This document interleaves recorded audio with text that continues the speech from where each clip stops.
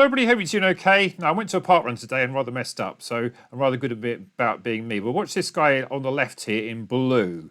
When I look at his power of 10, not particularly outstanding, an M50 runner who's running pretty well, 2:59.59 in the London Marathon. But do you remember him from Nick Bester video here, where he introduced himself as a 3:49 miler? You think, wow, it's a bit of a chancer, surely. Hi, I'm the guy that ran the Dutch park run with you. Oh, sweet. My name's John Mayock. John, hey, how are you? Yeah, I ran 3:49 for the mile. Woo! Too much pace. Yeah, 13:10. 5:10. So remember next time, I love you. Have a good one. On your mark! Well, it's partly true, but watch this guy there in blue in the Olympic 1500 metre final here. This is John Mayock, who was Britain's best miler, basically, in this period. And although he was rather outclassed in this race, he came 9th in 3:39.41, with the favourite El Garouj just being out-kicked here by Noah Nieng of Kenya, one of the big Olympic surprises for sure. If you go back to John's power of 10, we can see all his PBs. He didn't quite do a 3:49 mile, got a 3:50 down for him, but it was in the Olympics 3 times, in 2004 in the 5,000, and he made 2 Olympic 1500 metre finals. The 2000 final that we just watched a clip from there, and he also was in the final of the 1996 final in Atlanta when he was 11th in 3:40.18.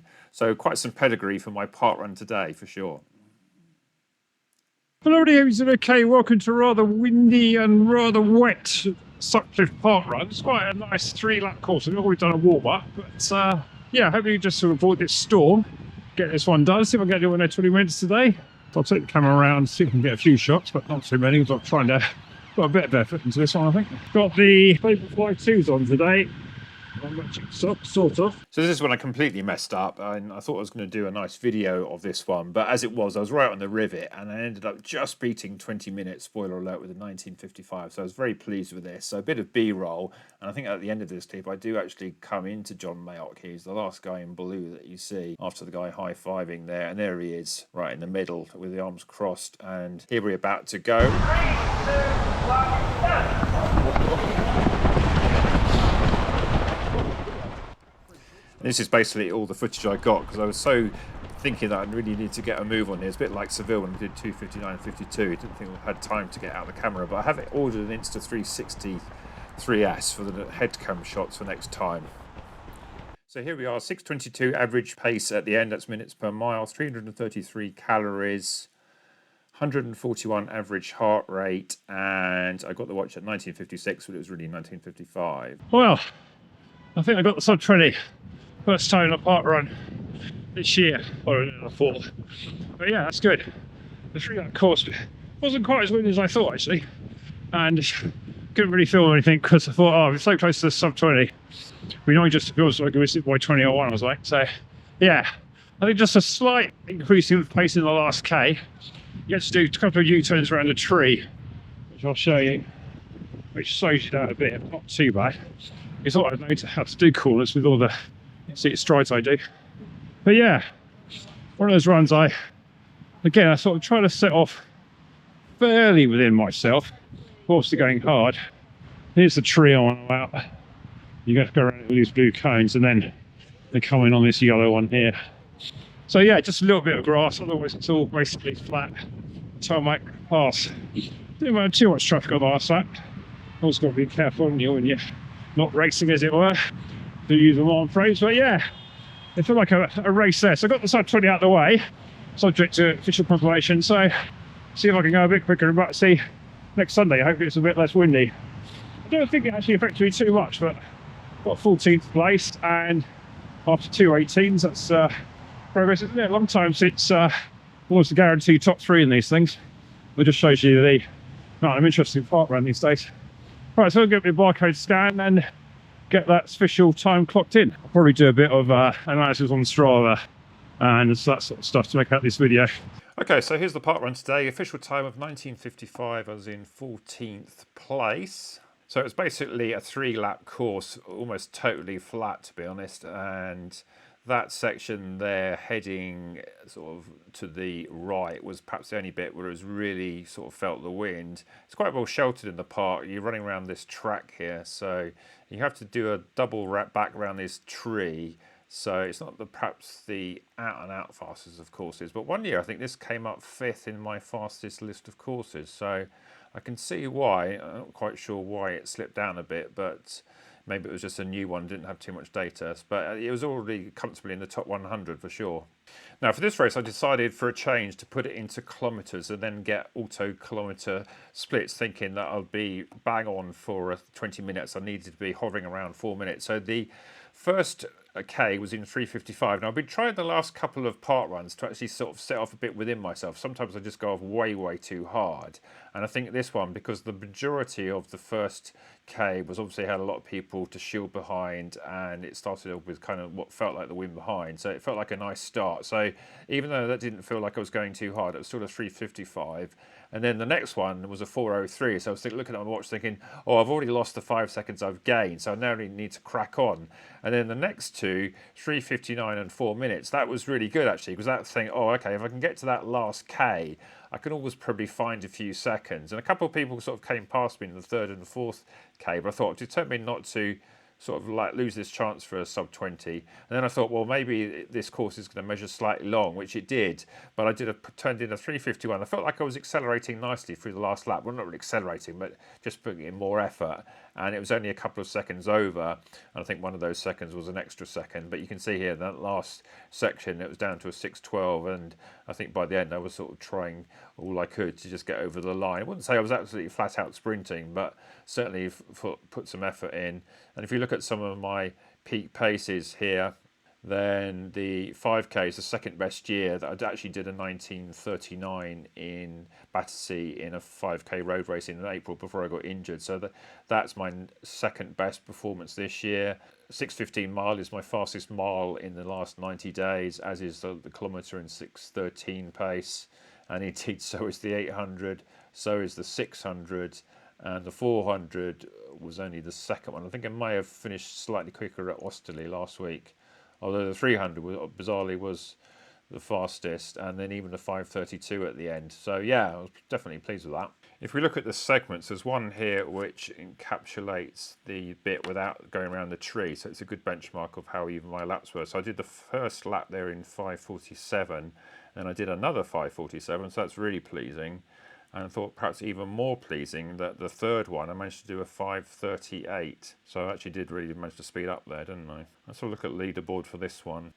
Fastest time there was a 4:23, only quite recently actually. Andy Bond there in second. And what happened, I think today's gone. So if we look at this week, yeah, there's John Mayock. So let's have a look at his Strava. So just the typical morning run, and he was in Nike Pegasus, supposedly. An example of a good runner using the Pegasus. I'm not quite sure what shoes he was actually in today. I don't think we saw his feet today, but anyone can comment if they saw it more closely. It's interesting actually to see John. What sort of mileage is he doing per week? There he is. He does look a bit older, I have to say, than I last saw him in that sort of 2000 era when he was a pro runner, but still looking very fit for sure. Well, according to this, he hardly runs at all, does he? So what did he do last week? Maybe only records his park runs on Strava, because this is virtually no miles at all. Although some of his ability, if he's only running 10 miles a week, maybe he does do quite well. But yeah, this is very low. Makes Aubrey's mileage look long, doesn't it? But yeah, I suspect there's not all the mileage here, but he's averaging about 10 miles a week. What's his average? No, 8.6 miles a week. So I suspect that's not quite right. Is he doing any cycling? No, he's not doing anything else. I think maybe he's one of these people that only records some of his runs on Strava, surely. Even someone as good as him needs to run more than 10 miles a week to do 17-minute runs for sure. So here are the results today. It was the 171st Sutcliffe Park Run. A guy called Robert Lang was first finisher, and then he said a winner there. I'll get told off there. All Marm's sort of doubters might be on at me as well. 16:41, it's not a bad time. Hugh Tibbs, 16:47. John Mayock did 17:18. His PB here is 16:52. There was a couple of women that were ahead of me today. Anika Charters of my old club Victoria Park in 1920. I think she might have been the lady in the Essex top that we saw running away.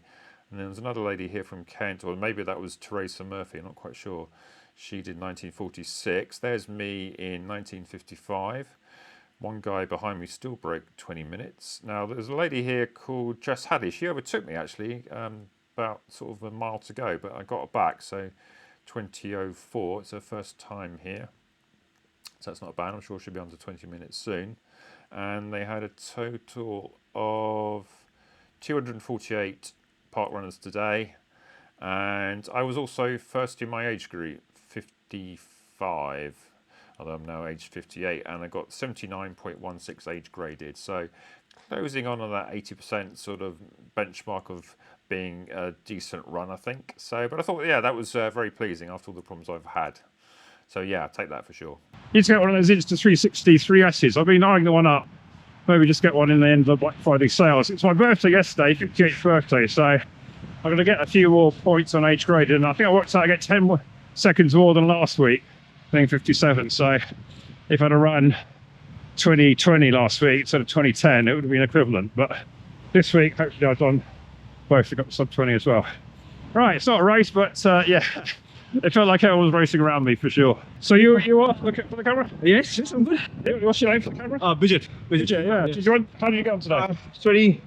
24 minutes, 23 minutes. 23. Is that good for you? That's good. Yeah, I think Yeah. here is 22:17. Oh, excellent. Is it your local one? Or? Yeah, absolutely. Thank you. Oh, that's very handy. My first time here. I thought I'd go to one that's not too sort of in the trees. It might be canted. Yes. But it wasn't too bad, was it? Yeah, it's pretty fun. It's good, very fun. Yeah, it wasn't as windy and as Yes. wet as I thought, but yeah. Long-time subscriber. Big fan. Oh, well, yeah, I'll try and get a little video. I didn't get much shot because I was going for it. I just got under 20, so All right. yeah, I got a bit at the start and a bit at the end. That's about it. Good. I'll get you on as well. Yes, So, thank you. Thank you. Hello. This one. Oh, flush it up. Oh, okay, got that. Got that? Yeah, okay. Oh, number 14. 14, yeah. Miss Oh, I 30. see. Did you Thank do you. the route today? Oh, yeah. Thank you. Alright, barcode submitted. I see these Vaporfly 2s. I felt better in my Achilles than I did last week in the Vaporfly 1s. I'm quite sure that's just I felt a bit better today. But I did a run yesterday, 5.8k for my 15th birthday, so maybe these just Vaporfly 2s just a bit looser. Maybe that sort of helps. So they are a bit heavier. I was a bit worried I might get them rather wet, but well, I say heavier, they're only like 280 compared to like 250 in the Vaporfly 1s. Don't really notice that on foot, to be honest. I think of late now, having used the Zoomfly 6 is quite a lot. You think actually the actual constitution of a shoe is somewhat more important than its actual weight, because I can get like a very light shoe, like say a Street Fly, which is 100 grams less than a Zoomfly 6, and yet I feel like it's kind of almost the easiest to run in the Zoomfly 6 despite all that. Right, I think I'm going to do 2 streets for a warm down. I was just getting away off the people running the last lap. So yeah, I think I identified somewhere over there that emergency parking. There's not much parking here, but there are loos in the sports centre. There's actually an athletics track here. I think I've raced here, Sutcliffe Park, but not for a long time. Oh, I've raced here when it's still a cinder track. So I hope you found this interesting. Like and subscribe on that, and see you on the next one then. Bye.